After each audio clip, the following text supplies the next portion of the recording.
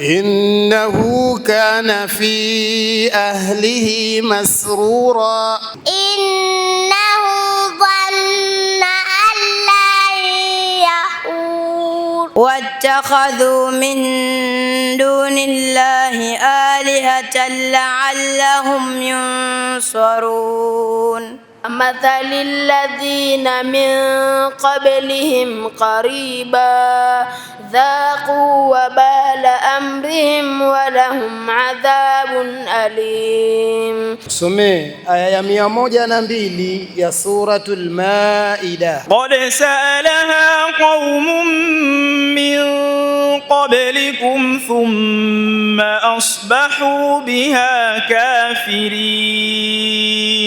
Ameipata. Sadaqallahul azim. Sadaqallahul azim. Nami nimefurahi sana kuhudhuria mashindano haya, ni mazuri tena yana uratibu wa kinidhamu kabisa. Jumuiya ya maimamu ni jumuiya ambayo inashughulikia misikiti na madrasa pia.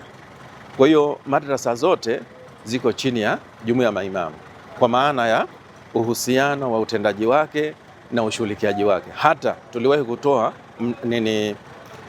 mnasaba kwa maana ya mtaala wa vyuo vya Zanzibar nzima.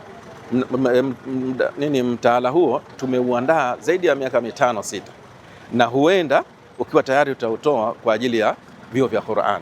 Ni jambo zuri watu tuwe tunaenda kwa level maalum. Kwa hiyo tuna mnasaba nao. Kwa kweli tunashajiisha na tunahimiza kila mara, na hasa kupitia jumuiya yao maalum ya walimu wa madrasa ambao pia tunafanya kazi pamoja.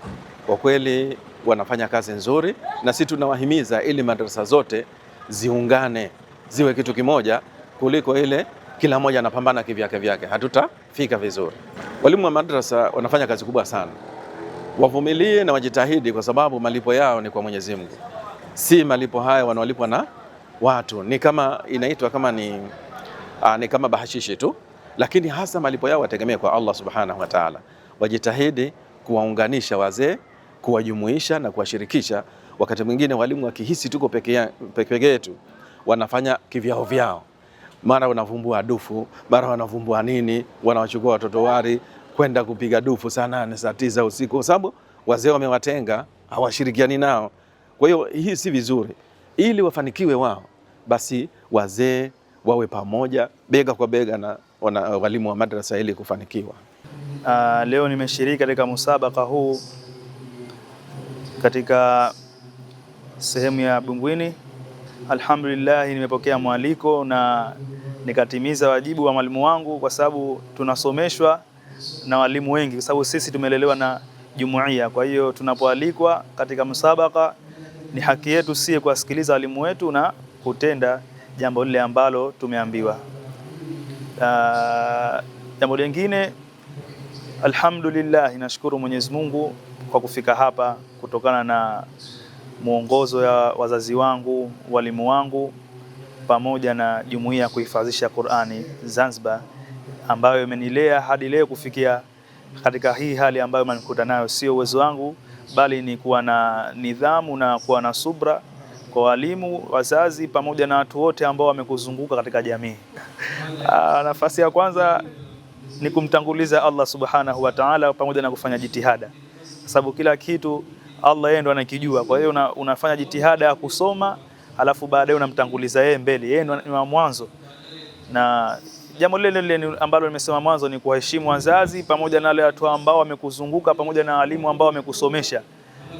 Haijalishi umefikia katika kiwango gani, unatakiwa uwaheshimu wazazi pamoja na jamii na walimu wako ambao wamekufundisha Qur'ani.